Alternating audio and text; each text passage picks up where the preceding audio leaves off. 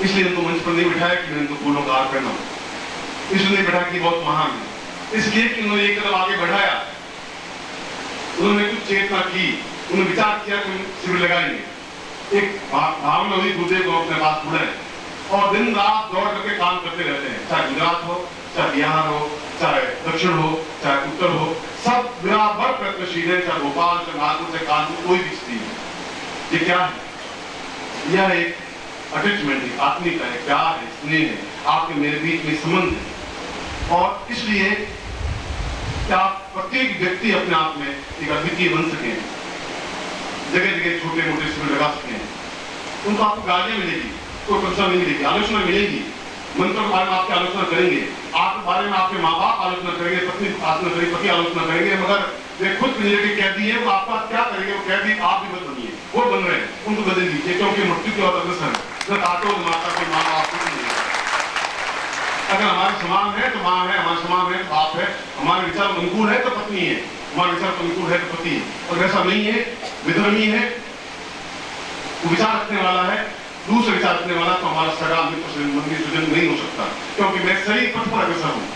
मैंने आपको विजन नहीं सिखाया है, मैंने आपको घटियावाद सिखाई नहीं है, मैंने आपको शराब पीना नहीं सिखाया है, मैंने सिगरेट पीना नहीं सिखाया है, मैंने आपको आगे पूर्ण ज्ञान दिया है। केवल बात उसमें एक व्यक्ति ने आपको ज्ञान दिया है, जिस बात को आपको गर्व होना चाहिए, क्योंकि और किसी में क्षमता नहीं है इसका ज्ञान।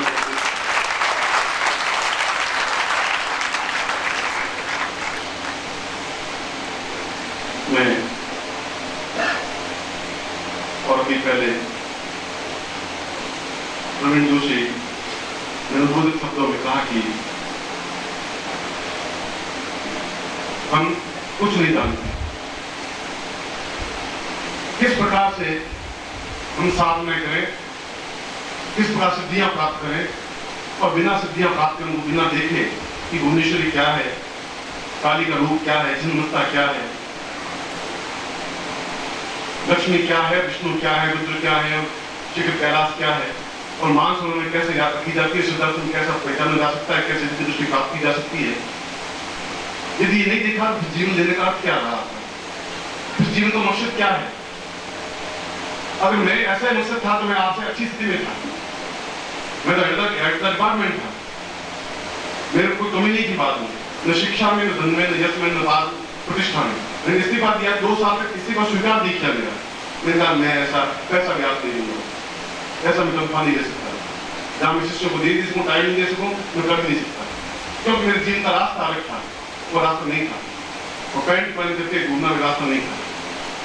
ये तो जीवन को मैंने प्रत्येक क्षण देखा है, पूरे संसार को देखा, अमेरिका को, इंग्लैंड को, स्विट्जरलैंड को, फ्रांस को, चीन को, जापान को, सब देखा है मैंने। मेरी पत्नी को अपने साथ रखा, एक भी गुरु वो नहीं है जो मेरी पत्नी को साथ रख सके, और मैंने कोई ऐसी जगह नहीं है जहां पत्नी को साथ ले गया नहीं।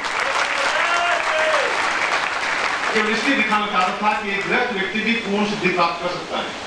ये दिखाना चाहता था कि मैं अपने परिवार के साथ में, आपके परिवार में, मेरा परिवार भी शामिल है। आप दुख में, आप दर्द में, आपके कष्ट में, आपकी पीड़ा में, आपकी तकलीफ में, मैं और मेरा परिवार पूर्ण अलग नहीं है। जब भी शादी की तो मैंने कहा था कि तीर्थ प्रतोद्याप मया मैं तीर्थ वक्त में जहाँ भी जाऊंगा शिष्यों के बीच में मेरा बंधन आपके साथ में, मैं आपको एक क्षण गलत नहीं करूंगा, मैं प्रतिधर्म का भी उस नियम का पालन कर रहा हूँ। और शिष्यों के लिए कहा था कि मैं आपके साथ में हूँ और प्रतिक्षण आपके साथ रहता हुआ आपको मैं उस ज्ञान की प्रेरणा से प्रतिष्ठित करूंगा जो आपके लिए विधि बन सकेगी। अगर सूर्य पथ से मैं अस्त होता भी है, अस्त नहीं होता हो, तो एक लोक से दूसरे लोक में चला जाता है। अस्त तो सूर्य हो ही नहीं सकता, मगर एक लोक से दूसरे लोक की विचरण करने की यात्रा तो होती ही है। मगर सूर्य अस्त होता है तब भी दीपक बराबर रोज से बिखेरता रहता है। आपको भी बराबर दीपक नहीं सूर्य बनकर के रोज से बिखेरनी है, चाहे पश्चिम अस्त हूँ, चाहे पूर्ण उदय हूँ, मैं आपसे अलग तो हो ही नहीं सकता, संभव नहीं है, ना तो हो सकता हूँ। और इसलिए प्रवीण जोशी ने कहा कि मैं आपको क्या कहूँ, कैसे कहूँ, किस प्रकार से कहूँ, कुछ ऐसा करिए, एक बात नहीं जबकि में ऐसा कर दीजिए कि हम साधना सिद्धियां न कर सकते हैं, नहीं देख सकते हैं, तो फिर हमारी आंखें के कोई मतलब नहीं है, फिर आंखें फोड़ने के लिए चाहिए। इन आंखों ने अगर भुवनेश्वरी नहीं देखा फिर आंखों में तीर चुभने लायक आंखें। इन आंखों का मतलब क्या है? इस गंदगी, ये ग्लिचता, ये न्यूनता, ये घटियापन, ये टैलेंट, क्या जीवन यही है सब कुछ? ये नहीं। देवताओं को दर्शन करना जीवन पवित्रता है, सिद्धार्थों को देखना पवित्रता है, वायुदेव से गमन करना श्रेष्ठता है, दिव्यता है। सिद्धार्थ में बैठना, उस सन्यासियों को हजारों साल के कृष्ण को अपने आप में सामने बैठना, उनसे बातचीत करना दिव्यता है। विष्णु को अपने सामने देखना, कृपाचार्य को अपने आप में देखना, बुद्ध को अपने सामने देखना, यह दिव्यता है, यह श्रेष्ठता है। वो कब हो पाएगी? अगर वह नहीं हो पाएगी तो फिर जीवन आपका मुझसे कुछ नहीं है, फिर वह जीवन का चिंतन नहीं है। और वैसा हो सकता है। और प्रवीण जोशी ने उसके मन में विचार आया कि ये कुछ नहीं चाहते हम। उन्होंने सीधे साधे शब्दों में कहा कि इससे नहीं हो पाएगा, इस प्रकार के पूरे समुद्र को हम पार नहीं कर सकते, उस पूरे आगे बढ़ को एक सोच दूसरी सोच नहीं ला सकते, इतनी क्षमता तो हमें नहीं है। आप ऐसा करिए कि आप ही हमारे हृदय में स्थापित हो जाए गुरु के रूप में, पूरा ज्ञान पूरी गरिमा अपने आप हमारे पास आ जाए, अपने आप में चिंता पार हो जाए।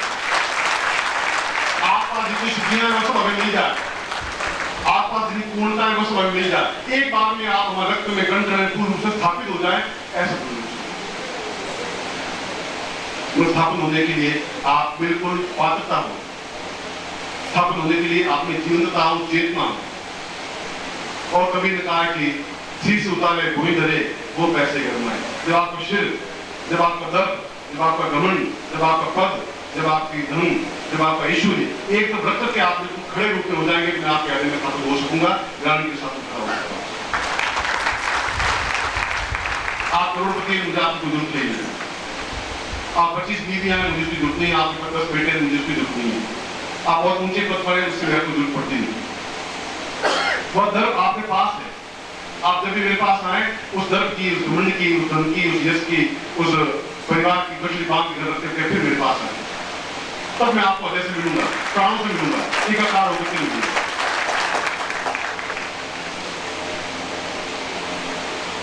और ऐसी स्थिति को मैंने 2-3 दिनों में आप कोई बात टाली नहीं, कोई न्यूनतम नहीं रखी। अनिल ने जो भी कहा आपके लिए कहा, अपने स्वार्थ के लिए नहीं कहा।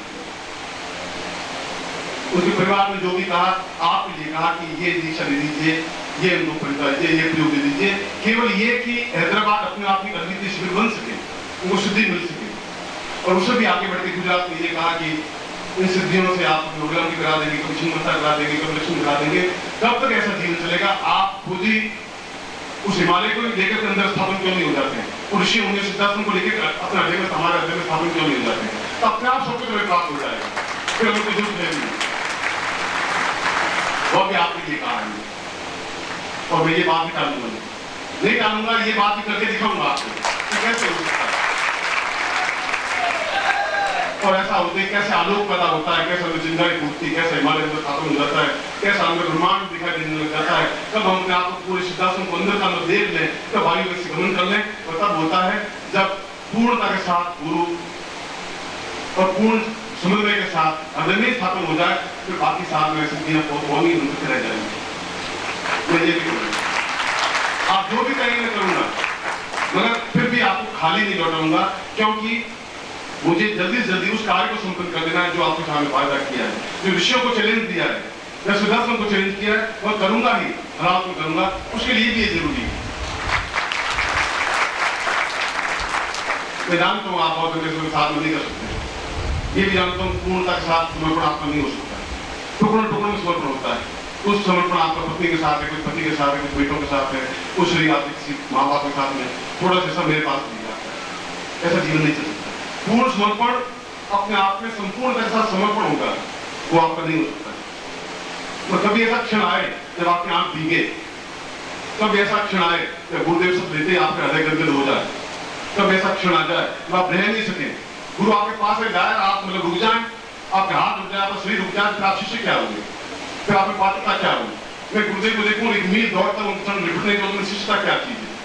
फिर मैं शिष्य होना धिक्कार है, वह शिष्य में नहीं बन सकता। मेरे ध्यान हो जाए कि वहां से आ रहे हैं तो मैं रुक नहीं सकता, संभव नहीं है, पाल नहीं रुक सकते। तो आप पाल रुक जाते हैं तो आप शिष्य नहीं है, आप आंखें रुक जाती है तो आप शिष्य नहीं है।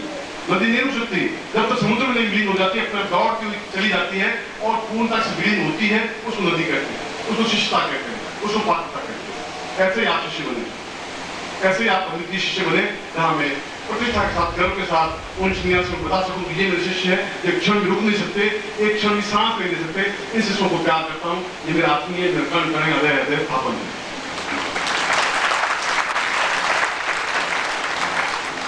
और प्रवीण ने कहा, मैं उससे भी ज्यादा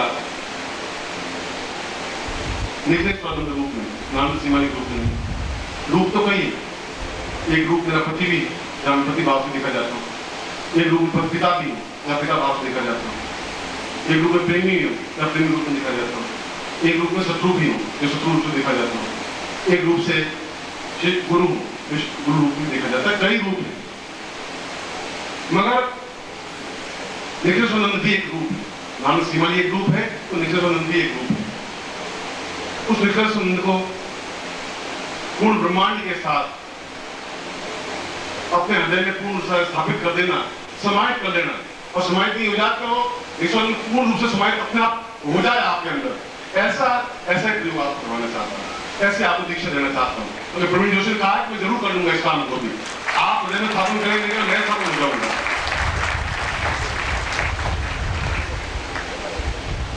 आप कितने सोचा है, कितने पीछे, मुझे मालूम है जगह कैसे की जाती है, मुझे मालूम अंदर कैसे दसा जाता है, मुझे मालूम कैसे पात्रता आ सकती है, मुझे मालूम है आज पूर्णमासी के दिन भी आपको सिद्धासन कैसे जा सकता हूँ। और मैं आज ही इस काम को करके दिखाऊंगा। और ये दीक्षा जो अपना में कठिन, असंभव, प्रत्येक शिष्य के लिए करोड़ों करोड़ों रुपए, करोड़ों करोड़ों स्वर्ण वर्षा की ज्यादा मूल्यवान है। मैं इस अद्वितीय दीक्षा को भी ब्रह्मांड युक्त निश्चल कण कण रक्त में स्थापन हो, उस दीक्षा को मैं आपको दूंगा और गारंटी के साथ दूंगा, जिसमें आपका सिद्धासन जागृत हो सके, चेतना पैदा हो सके और मेरे साथ एक पूर्णता है और पूर्णता आपको प्राप्त दे सकूं। ऐसे ही मैं आपको आशीर्वाद देता हूँ। आपको कल्याण करूँ।